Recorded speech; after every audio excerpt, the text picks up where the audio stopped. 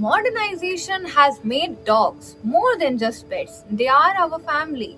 But excess of love in the form of treats, in the form of irregular meals, or lack of exercise can harm them even more instead of. Hello everyone. So today let's talk about a serious topic that is often ignored: obesity in dogs. So once owning a female dog, an older dog, or a purebred dog, or a neuter dog are more prone to obesity.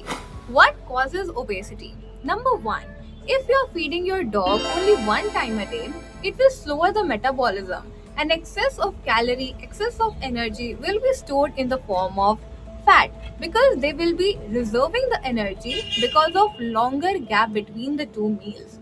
Number two, if you are lacking adequate exercise to your dog, then the excess of calorie will automatically will be converted to the fat reserves.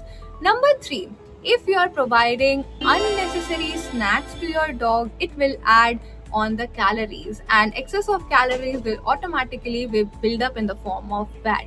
Number four, if you are having a smaller breed dog, then you have to be more careful because their requirements are very less, and in love, you may feed excess of calories to them. So, the major cause of obesity is the fatty layer, which is built up because of more of calories that you give your pet in the form of food. Is it dangerous? Yes.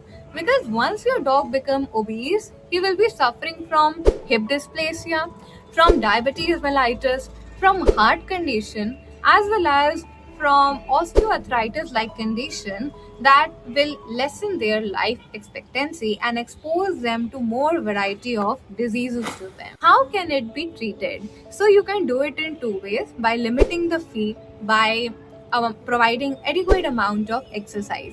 So in feeding, you can provide high fiber, high protein diet in order to provide the feeling of satiety to your dogs so that they will not be feeling any hunger and they will be feeling adequate in themselves. Also, you have to control or limit the amount of calories you are feeding to your dog. You have to limit the snacks or the treats you are giving to only 10% of their total calorie intake. Okay, so you have to understand that any increase between 10 to 20% of their body weight is a sign of obesity. And during the course of treatment, any 1% reduction in weight is expected within a week, or not so, any reduction in weight is a good sign for the treatment of the obesity. Also, you have to weekly check the body condition score of your dog. You can do it by checking just behind the four legs of your dog by feeling the ribs. If you are feeling a slight fleshy mass on the rib, then it is an ideal mass.